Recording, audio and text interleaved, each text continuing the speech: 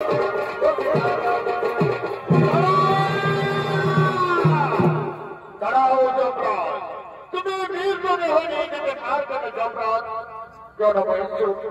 তো জানো যে দিন পারা যায় আমাদের অধিকার করে একমাত্র না এ কোনো কথা নয় যমরাজ, আমি কিন্তু এই মেয়েকে কখনো তোমায় নিয়ে যেতে দেব না।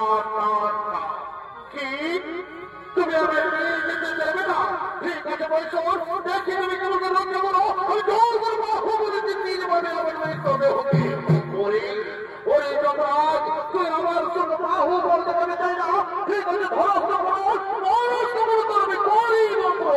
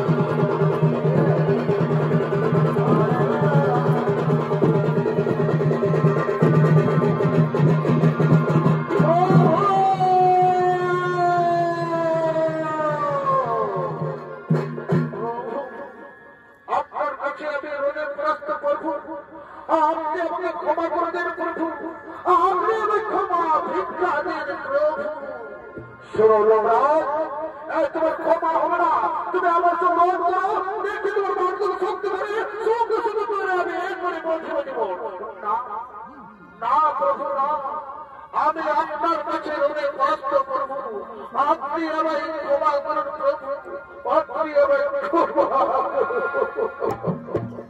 শোনো যমরাজ, সব ঠিক মারা গেলে তোমার অধিকার হয় এ কোনো কথা। যেজন ব্যক্তি মদ মাংস নারী নিয়ে খেলা করে, যেজন ব্যক্তি ছিনতাই করে, যেজন ব্যক্তি কোন নারীর উপর অত্যাচার করে, সেই ব্যক্তি যদি মারা যায় তাহলে অধিকার থাকবে যমরাজে। আর যেজন ব্যক্তি হরিনাম সংযুক্ত করে, যেজন ব্যক্তি আজ রামায়ণ মহাভারতে ব্যস্ত আছে, যেজন ব্যক্তি কীর্তন করে, যেজন ব্যক্তি ধর্মিষ্ঠ পুরুষ হয়, সেই ব্যক্তি মারা গেলে একমাত্র থাকবে শিব লোকে।